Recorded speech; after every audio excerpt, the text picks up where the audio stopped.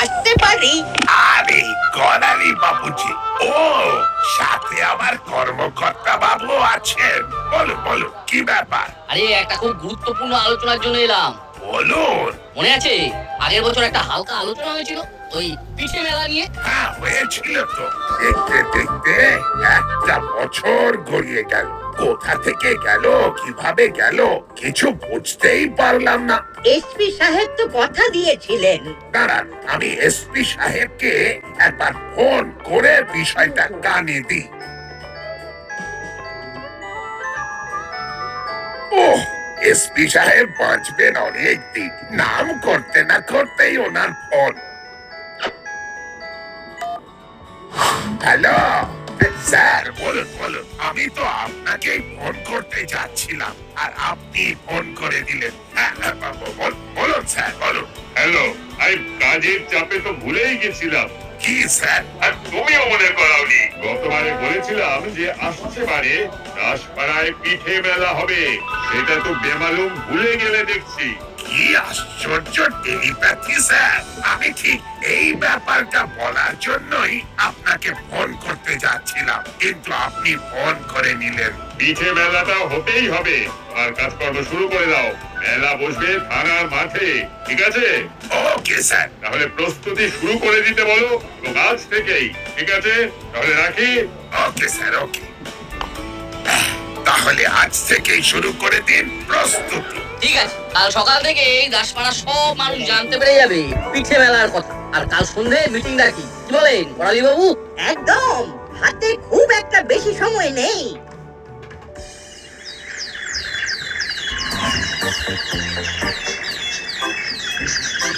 বল্টু, এবার আমাদের এখানে পিঠে মেলা হচ্ছে। এ তো দারুণ ব্যাপার। পিঠে মেলা মানে পিঠের স্টল দেবে, স্টলে স্টলে ঘুরে পিঠে খাবো। কি মজা না রে চিন্তি? আজ স্কুল থেকে ফিরে মামাকে জিজ্ঞেস করব। আমার কাছে জেনে নে দাসপাড়ার সব খবর আগে আমার কাছেই আসি। আমি তো জানি রেঞ্জদার হাজারটা কান আর হাজারটা চোখ। তাই নাকি?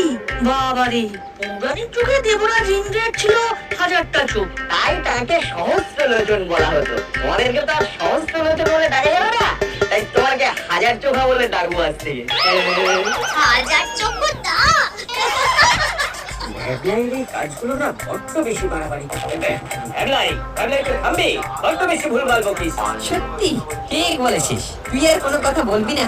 আর যদি কোনো ভুলভাল কথা শুনি তাহলে কিন্তু তোর মুখে সেলোটেপ আটকে দেব। যার জন্য চিনি করি সেই বলেছেন। আর আমাদের জন্য তোকে কিছু ভাবতে হবে না, কথাটা মনে থাকবে? থাকবে। এবারে চল।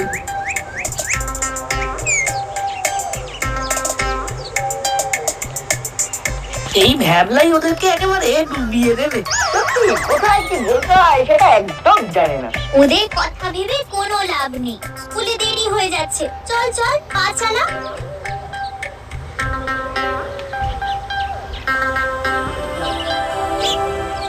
বড়বাবু, ওই বড় রাস্তার মোড়ে একটা ফেস্টুন লাগিয়ে দিয়েছি, পোস্টার এসে গেছে, লাগাতে হবে। পোস্টার লাগানোর লোক নেই। দাঁড়া, এক্ষুনি ব্যবস্থা করে দিচ্ছি। হ্যালো, কোথায় আছিস? এক্ষুনি চলে আয়। কে আসছে? একটু ঘুরে আসছি। কার ফোন ওস্তাদ? বড়বাবু ডাকলেন, কিছু বললেন না, শুধু বললেন এখনই চলে আয়, আমি আসছি রে। আচ্ছা চেলা, এই বড়বাবু হঠাৎ ডাকলেন কেন বলতো? কি করে জানবো? আমার মনে হয় কোনো কাজের জন্য। হাতে কাজ নেই, পেটে খাবার নেই, কি করার উপায় নেই। খুব সমস্যায় পড়েছে, কিন্তু টাকা পয়সা থাকলে একটা জেনারেটর কিনতাম। কেন গো? আমাদের ভবিষ্যৎ তো অন্ধকার, জেনারেটর থাকলে আলো জ্বালিয়ে রাখতাম।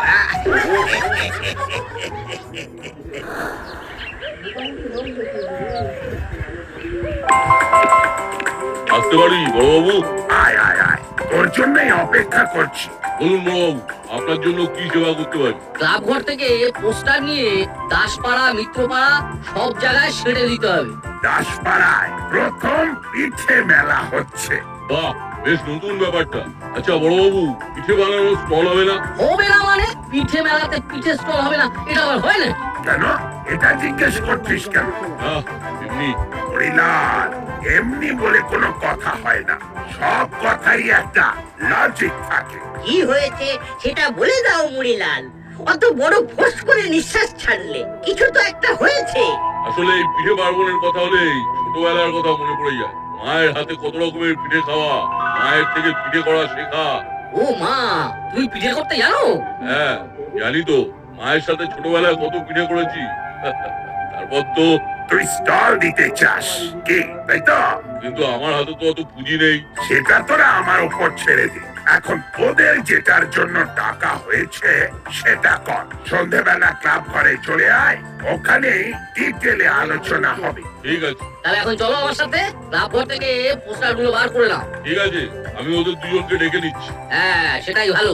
চলো মুড়িলাল, আমি আসছি বড় বাবু। আপনি কি সবাইকে ফোন করে দেবেন? নিশ্চয়ই দেবো।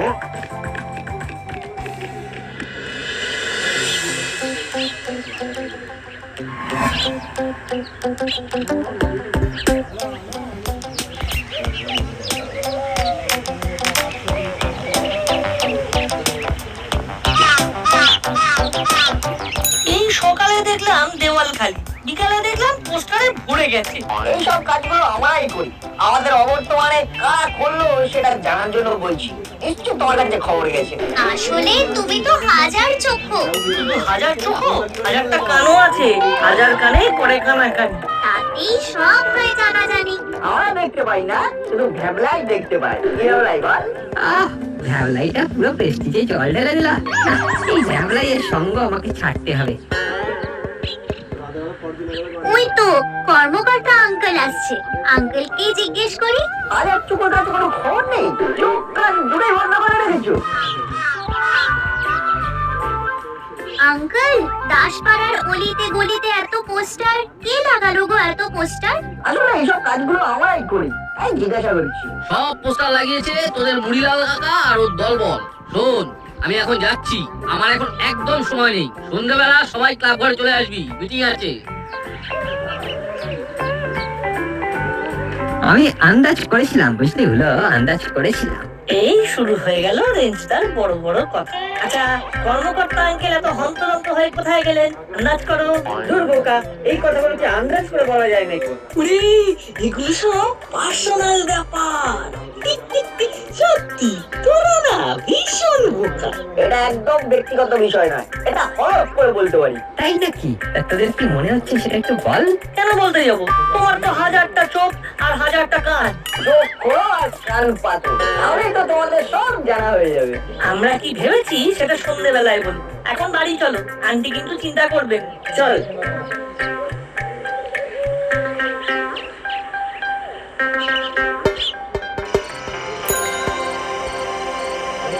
কর্মকর্তা একটা বিশেষ কাজে গেছে, এক্ষুনি এসে যাবেন। ততক্ষণে আমরা আমাদের মিটিং এর বিষয়বস্তুটা বলে ফেলি। হ্যাঁ সেটাই ভালো। মোটামুটি আমরা সব জেনে গেছি, তবুও আপনাদের কাছ থেকে আসল কথাটা জানতে পারলে ভালো। বলুন বলুন। কর্মকর্তা আঙ্কেল এই পিঠে মেলা নিয়ে এই কোনো কাজে গেছেন, তাই না কর্মকর্তা দাদু? সে তো বটেই। এখন তো আমাদের এক মুহূর্ত সময় নষ্ট করা যাবে না। বোধহয় ডেকোরেটার্স এর সাথে যোগাযোগ করতে গেছে। হ্যাঁ, কাল সকাল থেকেই মণ্ডপ বাঁধার কাজ শুরু করতে হবে। অবশেষে একটা ভালো ডেকোরেটরের খোঁজ পাওয়া গেছে। সব ফাইনাল করে আসতে দেরি হয়ে গেল। কাল থেকে প্যান্ডেল বাঁধা শুরু হবে। দাসপাড়ায় প্রথম পিঠে মেলা। মেলাতে ঘুরে ঘুরে পিঠে খাবো। সব ম্যাডামদের বলছি, আপনারা পিঠের স্টল দিন। ও, আমার যে কি আনন্দ হচ্ছে কি বলবো। ঠিক আছে ঠিক আছে, আমি আছি, সাথে আছি আমার তৈরি নতুন নতুন পিঠে। আর একটা কথা বলে দিচ্ছি, মুড়িলাল একটা স্টল দেবে। আপনাদের কোনো আপত্তি নেই তো? না না না না, কোনো আপত্তি নেই। আপত্তি থাকার কোনো কারণও নেই। ব্যাস, তাহলে শুরু করে দিন প্রস্তুতি। আচ্ছা, আর কিছু নতুন অ্যাড করলে করতে পারেন। কারো কিছু বলার আছে? একটা কথা আছে, বলবো? ও মা, আপনি বলবেন না তো বলবে কে? বয়োজ্যেষ্ঠ মানুষ আপনি, সেরা পিঠে যে বানাবে তাকে পুরস্কার দেওয়া হবে। বাহ, তাহলে তো পিঠে পুলি মেলা জমে যাবে একেবারে। বিচার কে করবে? বাইরে থেকে সেলিব্রিটি নিয়ে এলে ব্যাপারটা আরো জমে যাবে। রেঞ্জ একদম ঠিক বলেছে। আমরা মিস জিলিপিকে বলতে পারি। কিরে নাটবল্টু, কেমন হবে? খুব খারাপ হবে। কেন কেন খারাপ হবে কেন? মিস জিলিপিকে আনতে একটা খরচ নেই। তার চেয়ে আমাদের এসপি সাহেব যদি বিচারক হন তবে তো আরো ভালো হবে। বাহ চিমটি, খুব ভালো বলেছি। আমারও সেটাই মত। যেহেতু এসপি সাহেব এই পিঠে মেলার উদ্যোক্তা, তাই এই বিচারকের আসনে উনাকেই মানায়। রেঞ্জ, ঝুলো, বাটালি, আমাদের পিঠে মেলা আর অত বাজেট নেই রে। পিঠে মেলা উপলক্ষে কিছু সাংস্কৃতিক অনুষ্ঠান হবে, গান, নাচ, আবৃত্তি ওসব আমরা অ্যারেঞ্জ করে নেব। তাহলে আজকের মতো এখানেই মিটিং শেষ করলাম।